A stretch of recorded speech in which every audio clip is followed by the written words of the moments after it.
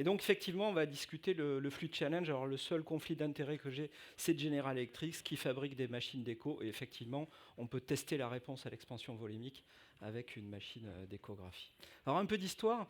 En fait, le Fluid Challenge, la première fois qu'on a évoqué ce concept, c'était avec la pression veineuse centrale. Donc, je rejoins Manu. Finalement, c'est un truc qu'on a un peu jeté aux orties et qu'il faut peut-être réexhumer. En tout cas, à l'époque, on disait deux choses. D'abord, il faut faire autre chose que de la clinique et il faut s'aider d'outils paracliniques pour évaluer la volémie, parce que la clinique, c'est pas terrible. Donc il faut mesurer quelque chose avant de remplir et surtout aller au résultat, c'est-à-dire voir quel a été l'effet du remplissage vasculaire. Et à l'époque, on disait, si la PVC est restée basse après le remplissage, on peut peut-être continuer à remplir. Et si elle a explosé sous remplissage, peut-être qu'il faut arrêter le remplissage. Voilà un peu le début de l'histoire. Alors en fait, quand on donne des fluides à un malade, sur un malade qui est hypovolémique ou précharge dépendant, c'est en fait pour augmenter, pour re-remplir le territoire veineux, vous le savez, ce territoire capacitif, dans l'espoir de restaurer un retour veineux et donc un débit cardiaque. Et il ne faut pas oublier non plus que, en fait, on a un bon nombre de nos patients qui, en même temps qu'ils sont hypovolémiques, sont vasoplégiques. Et donc, si pendant un fluid challenge, on fait varier aussi la noradrénaline, on sait que les vasopresseurs, ils vont avoir aussi un effet un peu pantalon anti-choc pharmacologique et ils vont aussi modifier le retour veineux et améliorer le retour veineux. Donc quand on joue avec le remplissage, il ne faut pas jouer en même temps avec les vasopresseurs, sinon on risque de plus tout à fait comprendre ce qu'on fait. Alors, idéalement, et c'est Jean-Louis Vincent qui l'a écrit, le but d'une expansion volémique réussie, c'est d'augmenter le débit cardiaque et la perfusion tissulaire, avec ce dont on vient de discuter, sans augmenter les pressions, parce qu'on sait qu'il y a un effet délétère d'une augmentation exagérée des pressions qui va mouiller les tissus et aggraver la dysoxie tissulaire.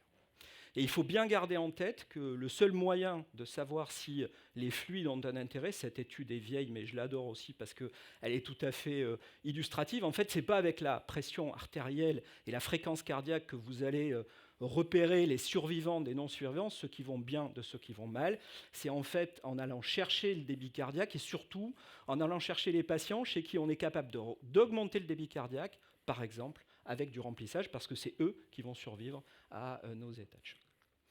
Alors, quelques mots d'enquête de pratique. Un fluid challenge, c'est quoi? C'est je donne des fluides et une minute après, ça c'est important, ça a été bien étudié, je ne vais pas le détailler là parce que je n'ai pas le temps, mais une minute après, on va tester la réponse à cette administration de fluides. Donc, je donne des fluides et une minute après, je mesure le débit cardiaque, puisqu'en fait, ce qui est bien admis maintenant, c'est que ce qu'on espère d'un fluid challenge, c'est une augmentation non pas de la pression artérielle, mais bien du débit cardiaque ou un de ses dérivés, index cardiaque ou volume d'éjection systolique. Alors pourquoi il ne faut pas utiliser la pression artérielle pour faire ça? Ici, vous avez des corrélations entre les 4 pressions artérielles et le débit cardiaque, et vous voyez que ces corrélations, elles ne sont pas très bonnes. La moins mauvaise, c'est avec la pression pulsée. Donc si vous essayez de mesurer le débit cardiaque avec la pression artérielle, vous allez vous planter. La pression pulsée, pourquoi c'est la moins mauvaise? Parce qu'en fait, cette pression différentielle, elle reflète, on le sait, le volume d'éjection systolique. Et plus que la valeur absolue de la pression pulsée, ce qui est intéressant, c'est les variations de pression pulsée quand vous remplissez. Et Thierry Boulin avait bien montré il y a quelques années que la variation de pression pulsée sous l'effet d'une épreuve de remplissage est assez bien corrélée, voire très bien corrélée, à la variation de débit cardiaque lors de remplissage. Donc, quand vous n'avez pas de moniteur de débit cardiaque, quand vous n'avez pas la machine d'écho à portée de main, vous remplissez le patient, et si la pression pulsée augmente, probablement que vous avez eu raison de remplir. Alors, quand on regarde maintenant les enquêtes de pratique en réa, on voit qu'en réa, en fait, c'est un petit peu... c'est très hétérogène. En fait, les gens font un petit peu ce qu'ils veulent. En général, 500 millilitres, parfois en 20, parfois en 30 minutes. Et en général, la réponse attendue, c'est plus 15% de débit cardiaque. Et surtout, ce qui est inquiétant, c'est qu'en fait, les paramètres qui permettent de dire attention, après ce fluid challenge, il faut arrêter de remplir parce que le malade est plein, ils ne sont évalués que dans 4% des cas. En anesthésie, c'est un petit peu plus rassurant, puisqu'en fait, Dans les études qui n'ont pas utilisé des protocoles Goal Directed Therapy, eh bien, le volume médian est de 500 millilitres. La durée des fluides n'est pas très standardisée. Par contre, dans les études qui ont utilisé un protocole GDT, c'est-à-dire un algorithme un petit peu policier pour guider l'administration des fluides, là c'est assez bien normalisé, c'est 250 de fluides, en général en 10 minutes. Et là ce qu'on attend, c'est plus 15 de débit, mais plutôt plus 10 de débit. Et ce qui est intéressant au bloc opératoire aussi, c'est que la tolérance des fluides et le fait d'arrêter les fluides quand les patients ne répondent plus est beaucoup plus utilisé qu'en réa, puisque vous voyez que ça a été utilisé ici dans cette méta-analyse dans 60% des cas. Et ça, c'est un message important. Il faut regarder ce que devient le patient après une expansion volémique. Alors, dans la majorité des cas, maintenant, c'est fait avec un cristalloïde. Je ne vais pas épiloguer là-dessus. On sait bien que les colloïdes ne sont pas plus efficaces que les cristalloïdes et ils ont une toxicité. Donc, dans la majorité des cas, vous allez faire ce fluid challenge avec un cristalloïde. Alors, est-ce qu'on peut se passer d'un fluid challenge? Finalement, est-ce qu'on peut utiliser des outils de prédiction de la réponse à l'expansion volémique qui m'évitent de remplir? Alors, dans la majorité des cas, ça c'est une enquête de pratique, les docteurs quand ils remplissent, ils regardent des éléments cliniques dont on a dit qu'ils n'étaient pas très bons. Les docteurs remplissent sur la pression artérielle, sur les marbrures, sur la fréquence cardiaque, et on sait que ça, c'est pas très très bon. Et quand on regarde le nombre de fois où les patients sont répondeurs sur la base de cette évaluation clinique, eh bien, on aurait pu montrer la même diapo il y a 20 ans, c'est 50% de répondeurs. Ça, c'est une étude multicentrique qu'on a fait récemment qui montre que sur la foi de la clinique, le nombre de répondeurs est de 50%. Donc si vous n'utilisez que ça, vous allez vous planter dans 50% des cas. Et ce qui est plus inquiétant, c'est le syndrome de la deuxième poche. Ici, vous avez donc une étude sur 2000 patients qui montre le nombre de fois, le pourcentage de cas où le docteur, après avoir donné une première poche, donne une deuxième poche. Lorsque le docteur est sûr de lui, le patient a répondu à l'expansion volémique, dans 50% des cas, il donne une deuxième poche. Lorsque le docteur n'est pas sûr de lui, dans 50% des cas, il donne une deuxième poche. Et lorsque le docteur pense que le patient n'a pas répondu à l'expansion volémique, dans 50% des cas, il donne une deuxième poche. Donc, il y a une espèce de biais cognitif permanent dans nos cerveaux qui fait qu'on nous a appris qu'il fallait remplir pour éviter l'insuffisance rénale. On a vu que quand on les remplissait trop, on aggravait la fonction rénale. Donc, il nous faut absolument des outils qui nous permettent de sortir de ce biais cognitif. Et quand on regarde en fait le pourcentage de fois où on a une évaluation haute que la clinique de est-ce que le patient va répondre ou pas, vous voyez que c'est misérable. En fait, on fait très rarement en réa de l'évaluation a priori de la réponse à l'expansion volémique. Alors on s'est déchiré pendant des années, on adorait ça, entre les pros indices dynamiques et les pros pression veineuse centrale, les pros pression, les statiques versus les dynamiques. Alors les dynamiques marchent mieux. Vous voyez que la courbe ROC est à 0,72. Ici, il y a 556 patients dans cette étude. Ça marche mieux. La différence est significative entre les deux, mais vous voyez quand même que 0,72 de courbe ROC, ce n'est pas terrible. Et en fait, plutôt que des courbes ROC, il vaut mieux regarder des zones grises, parce que ça, par contre, ça a du sens clinique. Et Manu disait, il ne faut pas abandonner la PVC. Il a raison. Parce qu'en fait, la PVC, c'est vrai que dans 72% des cas, elle va être entre 6 et 16, et là, vous ne pourrez rien dire. Par contre, si vous avez la chance à 4 heures du matin, alors que vous êtes fatigué, d'avoir un patient choqué avec une PVC à 2, probablement que lui, vous pouvez lui donner des fluides. Et comme ça, le problème est très vite réglé. Et surtout, si vous avez un patient qui a 16 de PVC, lui, non seulement il ne va pas répondre au remplissage, et si vous le remplissez, vous allez l'aggraver fortement au niveau pulmonaire, mais aussi au niveau rénal, vous allez créer de la néphropathie congestive. Et pour le delta PP et les indices dynamiques, c'est pareil. En fait, en réa, la zone grise, elle est entre 4 et 17%. Au bloc opératoire, probablement un petit peu plus étroite, 9 à 13%. Mais vous avez quand même 60% des patients qui sont dans la zone grise. Donc ces indices dynamiques, même en réa, ils vont être quand même assez souvent en défaut. Donc on ne peut pas se passer du fluid challenge parce que ces indices prédictifs, en fait, ils fonctionnent finalement assez rarement. Alors maintenant, on va voir un petit peu quand est-ce qu'il est le plus utile de donner des fluides. Et vous avez cette revue ici, cette analyse post-hoc de grands registres américains qui montre deux choses. Donc il y a 18 000 patients. C'est qu'en fait, la majorité des fluides qui influent favorablement sur le pronostic sont donnés avant la deuxième heure. Un petit peu comme si tous les fluides qui vont être donnés au-delà de la deuxième heure dans un état de choc vont être finalement délétères.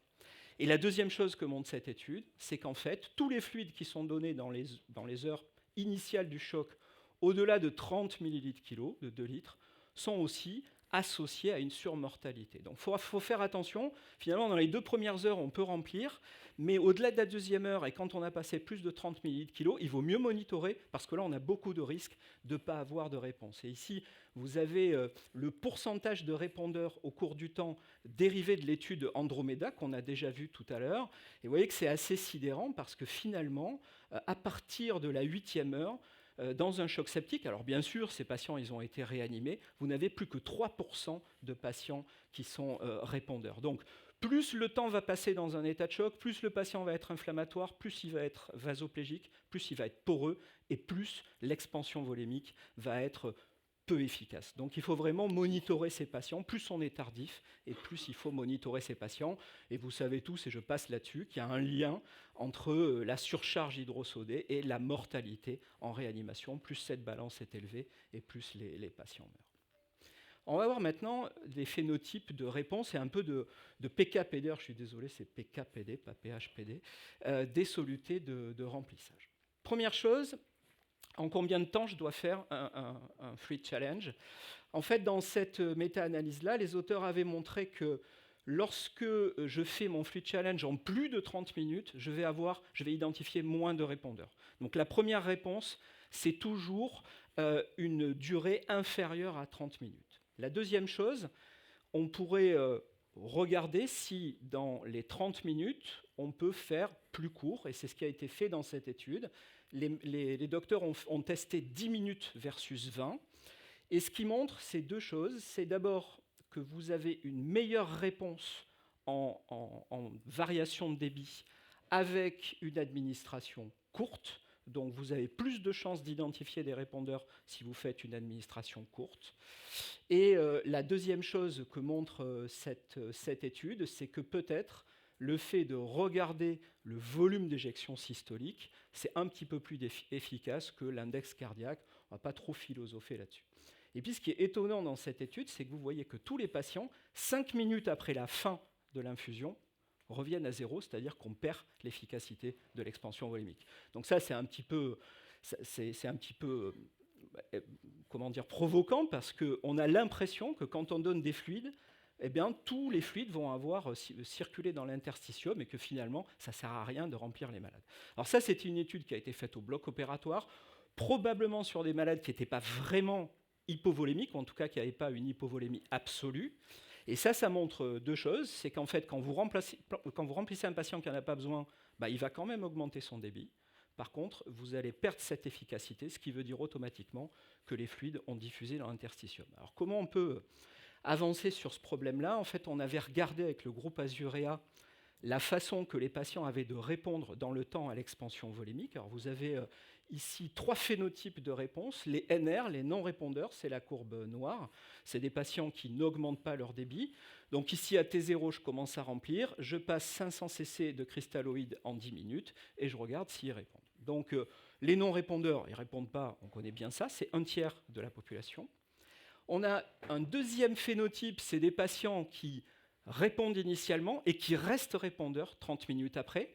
Donc là, on n'est pas dans le cas de tout à l'heure. Vous voyez qu'il y a des patients qui gardent une expansion volémique qui est soutenue.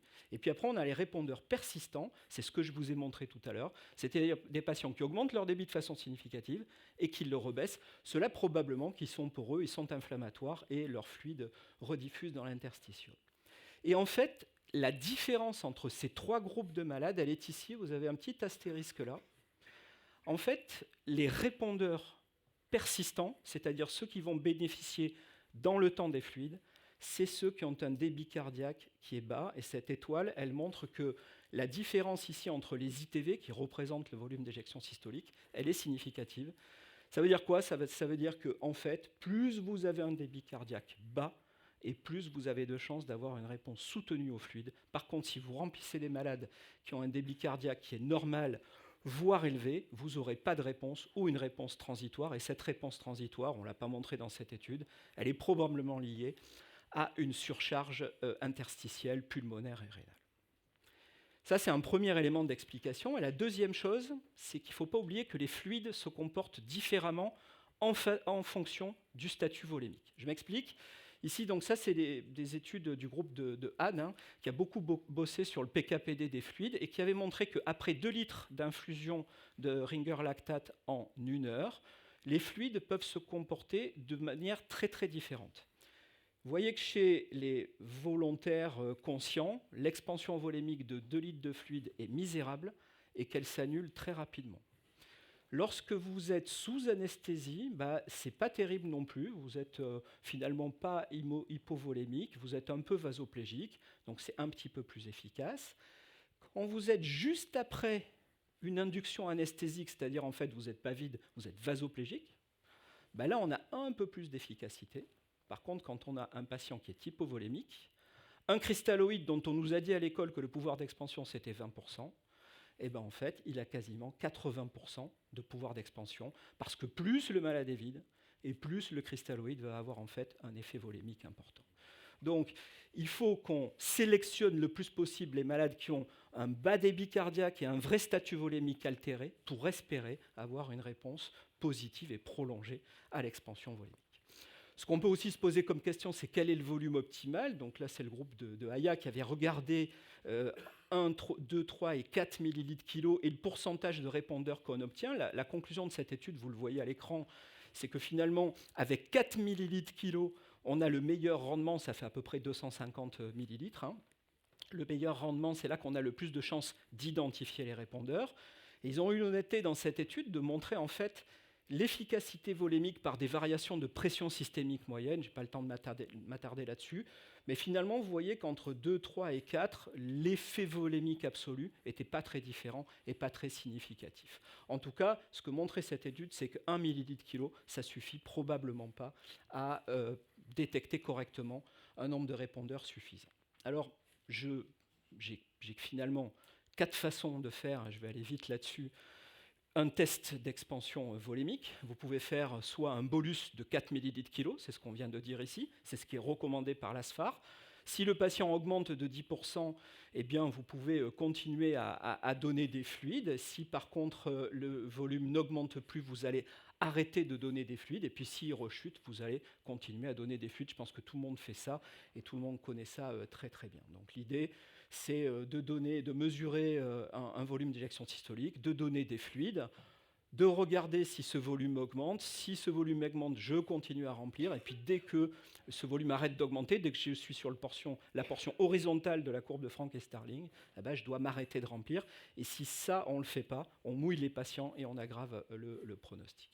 Alors si vous êtes vraiment inquiet, pour répondre à ta question Jacques, sur des patients que vous avez déjà beaucoup remplis, qui ont une fonction cardiaque qui n'est pas terrible, vous pouvez essayer de faire un mini fluid challenge, c'est-à-dire tester la réponse avec 100 millilitres. Alors j'ai recalculé avant de venir, 100 millilitres, c'est 1,4 millilitres kilo. Et en fait, sur des patients qui ne sont pas à la phase aiguë d'un état de choc, mais qui ont un peu mariné en réa, le fait de donner avec une seringue de 50 cc 2 bolus de fluide en 1 minute vous permet de prédire la réponse à l'expansion volémique si votre patient, après ces 2 bolus de fluide, augmente son ITV de 10%. Je pense qu'on aurait pu faire ça avec le volume d'éjection systolique ou le débit cardiaque de la même façon. Alors ça, c'était chez des patients intubés ventilés. On a refait l'étude, et je n'ai pas les résultats là sur les diapos, chez les patients en ventilation spontanée, et ça marche aussi. Et puis on a des papiers en anesthésie. Ici, donc, c'est de la chirurgie du rachis en décubitus ventral, des papiers qui montrent que cette façon-là d'aborder les fluides au bloc, elle fonctionne un peu mieux d'ailleurs que les autres critères classiques. Alors vous pouvez faire aussi, donc on a vu le fluid challenge, le mini fluid challenge, et vous pouvez faire du lever passif de jambes. Vous pouvez mettre le patient les jambes en l'air, donc il faut un lit électrique, donc vous partez d'une position demi-assise et vous basculez concomitamment le torse et les jambes, et vous recrutez ainsi 2 fois 150 cc. Vous faites un auto-remplissage de 300 millilitres. Et ça, il y a des précautions à prendre. Il faut un lit électrique. 2, il ne faut pas partir départ à plat, c'est-à-dire je mets le malade à plat et je lève les jambes. Ça ne recrute pas assez de fluide. Il ne faut pas le faire avec autre chose que l'ITV sous-aortique ou un débit cardiaque ou un volume d'éjection systolique. Il ne faut pas le faire avec la pression artérielle systolique moyenne. Et on l'a vu en début de ce topo, éventuellement, si vous n'avez rien sous la main, vous pouvez le faire avec la pression pulsée qui représente assez fidèlement le volume d'éjection systolique. Alors, est-ce que tout ça a un impact sur le pronostic finalement? Il y a un papier assez intéressant, publié il y a quelques mois, qui a testé finalement, je ne fais pour évaluer la volémie que du fluid challenge. Ici, c'était du lever passif de jambes avec un cut-off à 10%. Et une fois que j'ai fait un bolus, si j'ai réglé mon problème clinique, si le patient va mieux, il s'est démarbré, il s'est remis un petit peu à pisser, j'arrête de remplir. Je ne vais pas chercher le plateau de la courbe de Frank et Starling, je donne un bolus, si le malade a répondu et qu'il va mieux, j'arrête de remplir. Et avec ça, les auteurs ont démontré qu'on diminue la balance hydrosodée de façon ultra significative, vous le voyez, qu'on dialyse moins les malades, qu'on ventile moins longtemps les malades, et qu'on les envoie plutôt à la maison.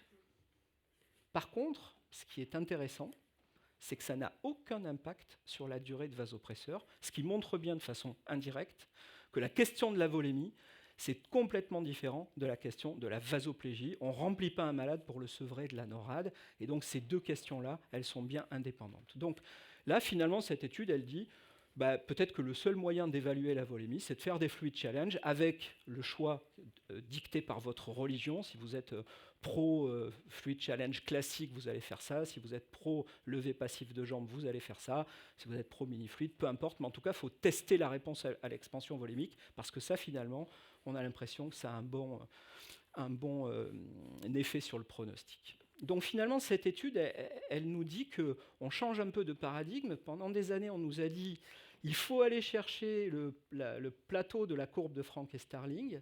Mais cette étude-là, elle nous dit finalement, quand j'ai rempli une fois et que ça a marché cliniquement, il faut peut-être que j'arrête. Et par contre, évidemment, si je n'ai pas eu la réponse clinique attendue, peut-être qu'il faut que je refasse un deuxième fluid challenge.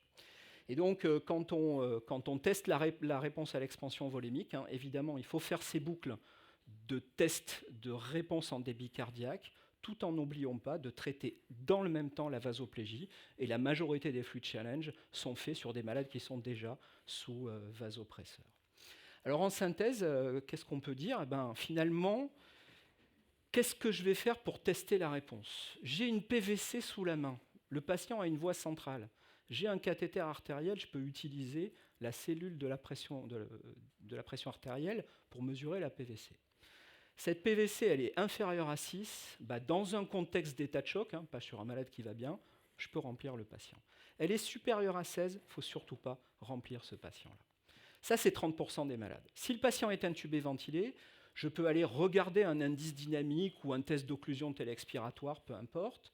C'est supérieur à 13% en bloc, 17% en réa, je peux remplir le malade. Surtout que ces indices dynamiques, s'ils sont très positifs, comme on ventile maintenant les malades à petit volume courant, ça veut dire que le malade est vraiment hypovolémique, donc ça, il faut s'en servir. Et en plus, maintenant, tous nos moniteurs sont équipés de l'analyse de ces indices dynamiques. Par contre, si on a une valeur très basse, 4% en réa, 9% en bloc opératoire, il ne faut probablement pas remplir le patient.